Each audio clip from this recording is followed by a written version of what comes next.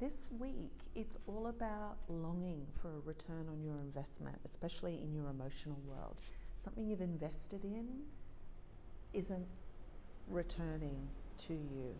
And I think what we've got to do is we've got to shift our point of view from longing, oh, give back to me, to accepting there is like a fine balance that you can create within yourself where you give and receive.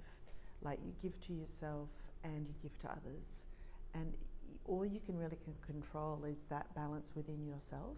And I think if you keep your eye on that, this week is going to be easier than if you are yearning for someone or something to return what you've given.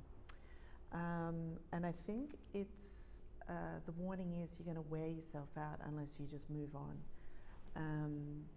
Yeah, there's going to be layers of it, but I think the really exciting part of it is you can really complete something big for you. Really, like you can't control out there, and you don't know the decisions are being made for or against you, say in work or career or relationship.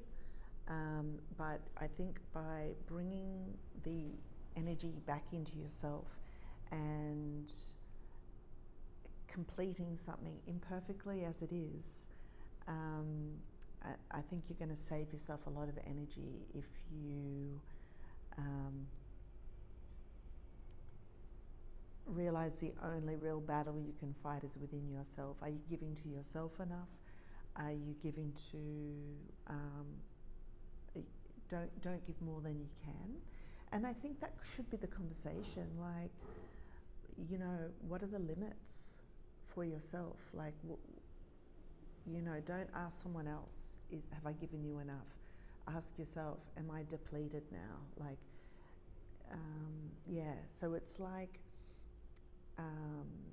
this tricky balance, which, you know, every relationship is, but the one within yourself is the one that's worth spending the time on, like this week. Because I think if you get that right, you really got an exciting moment where you can really receive. But I think the beginning of the week is a bit tricky, like maybe there might be the urge to clear and clean, but that's because there's confusion and a lack of control out there with what why, you know, don't waste your time chasing down a labyrinth wondering why something happened to you. Do you know that feeling? Like, that's just confusion and you'll get lost. Yeah, so you're yearning or hoping for something, and if you don't get it, you're marooned in this world of because you set it up so that you only felt happy if someone else gave you something. But instead, get that balance right within yourself.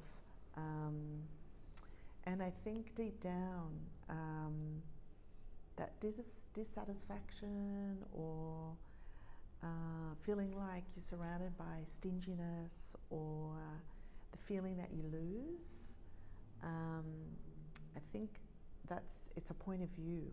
You need to get your point of view to what you need and let the rest take care of itself. Yeah, it's like to go from the 5 to the 6 requires you to let go of some pain in the past, something that is to do with emotional fulfillment, and it's just 1 cup away. So that's why I think it's 1 dollop of self-love away from getting a better balance in your life, because then the 10 of Cups is there. It's like, if you can work out this wound and correct why you're always yearning for outside of yourself for something, if you can give yourself that bit of self-love and come into the 6, which is an imperfect but a balance, then I feel like it happens quickly, the 10, which is, you know, total fulfillment, maybe someone or something jumping into your life, and into calmer waters. Yeah, but it's an interesting week. It's a bit up and down. But try and be brave. Accept the things you can't control and look inward for that part of yourself that you don't love, or that part of your life that you don't love, because it never gets filled by someone else. Yeah, enough. And I think a healthy urge might be to clear the stuff out of your life that represents that feeling of being unfulfilled or not getting what you want, or a stinginess. Yeah, so bring that beautiful clarity of mind to your situation, maybe a bit of a spring clean, and clean up those wounds and into calmer waters. Okay, I'm with you guys. Good luck.